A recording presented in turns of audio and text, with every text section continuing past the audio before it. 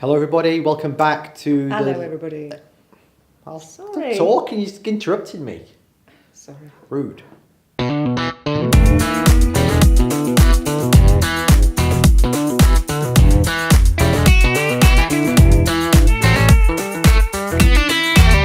whenever you're ready.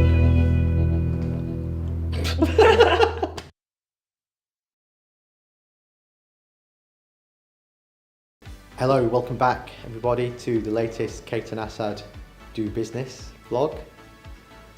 Am I allowed to say hello now? You can now, yes. Thank you, Chris. This week, we are going to be talking about competitors and how our approach to competitors is what competitors. We don't worry too much about our competitors, do we? No, we don't. Good.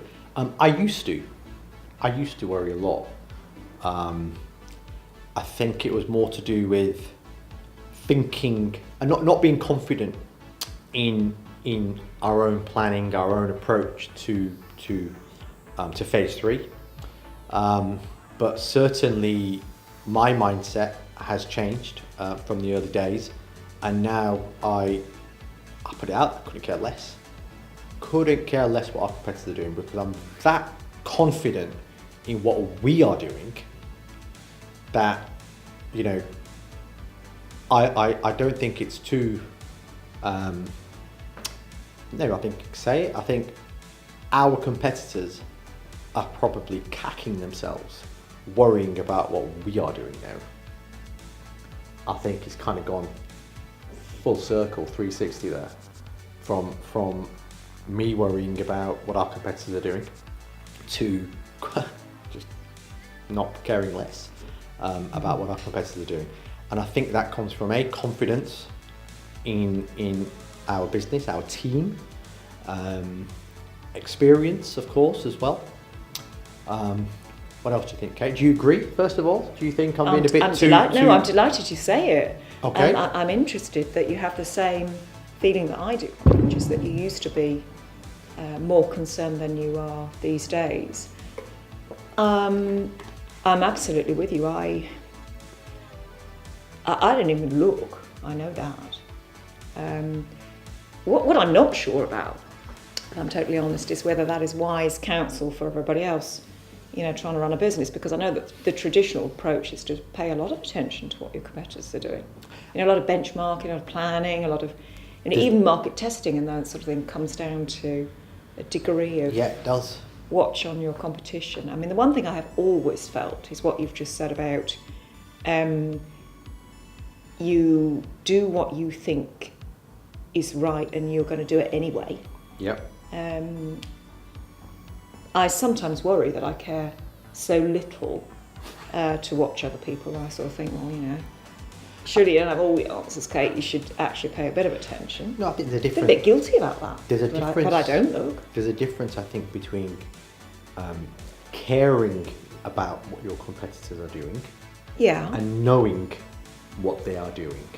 So kind of being aware of what they are doing, and actually caring about that, or letting that impact your business planning. Or if they're doing it, we should be doing it. You know, but maybe. Oh yeah, that's a disaster. There's a Copying difference. is a disaster. There's a difference. Well, you know, there's a lot of companies out there who I feel have copied what we are doing, actually. Well, copying happens all the time. As well. And I look at that in a different way. I look at it and I sit back and I think, okay, brilliant. It means we're doing something right. Well, it does. If other people are copying what we're doing, you know, some of our innovations, some of our methodologies, some of our approaches to business, then great. It means we're doing something right. Or it should. Maybe we do something right. Maybe we're still doing something wrong and everyone else is copying that and they're all wrong. I don't know. But yeah, I think it's, you know... One thing I do think about competition, I think, and it's related to a wider point about, I suppose, our style, my style quite specifically, which is taking a blank sheet of paper if you want to be creative. Yep.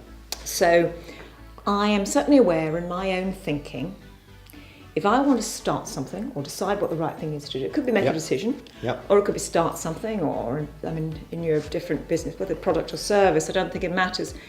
If you style yourself as innovative, progressive, all these things, different, you want to find a differentiator, right? You've got to create. So if I start from anything other than blank, with myself and ideally with somebody that I can explore stuff with, then I am of necessity channeling my thought in a particular way, or my ideas are going to go in a certain direction. You've got an anchor point, right? There is that idea or that competition or that benchmark, and inevitably your own work is going to come to a degree from that.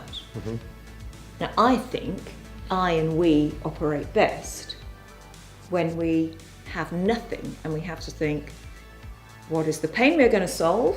What are we trying to achieve? What are all of the ideas and where should we start from? I wouldn't disagree with any of that, Kate. I mean, have you, for example, read about recently what they reckon about business psychology, this thing about thinking like children? I haven't, no. You haven't read this? Okay. Why do you surmise that for me? Well, you need to be a toddler. Okay, I could probably get away with that. Yeah, probably get away with that.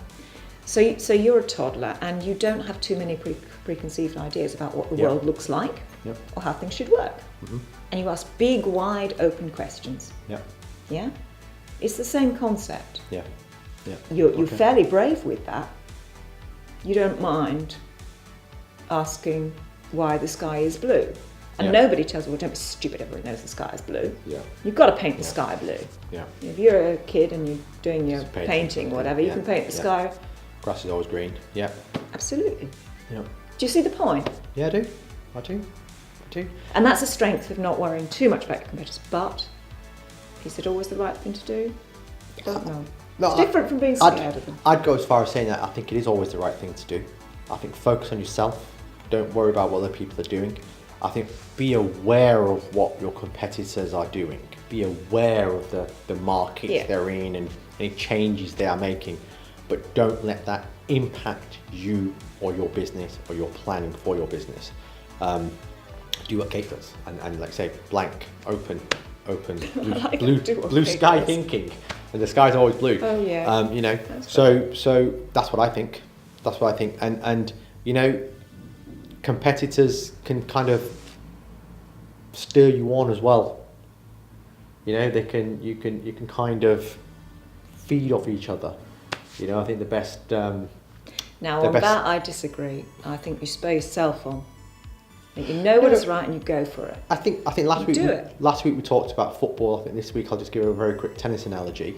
Nadal and Federer, two probably the world's greatest tennis players ever, or kind of in the same time playing tennis together. Had one of them not been there, would the other one have been as good? Would he have pushed himself as much because he knew he had to get to a certain level to beat Federer, and then Federer dropped off a little bit and Nadal overtook him, and then Federer come back again. That's the analogy I'm trying to use perhaps with the I can do the sports thing. Is it not right that when somebody Roger Bannister broke the 4 minute mile, everybody else suddenly did all of a sudden, didn't they? Yes. Well, I don't know. Well, not everybody. I didn't. But because all of a sudden you think, oh wow, that is achievable. True. Yeah, it is achievable. But I'd still rather be Roger Bannister than the rest of them. He did it first. Okay, yeah, no, that's fair enough. He was the first person to do it, absolutely. So, competitors, be aware of them, but don't let them shape your destiny, and don't let them shape your business. I like that. Okay, thank you very much for watching again, and we'll be back next week.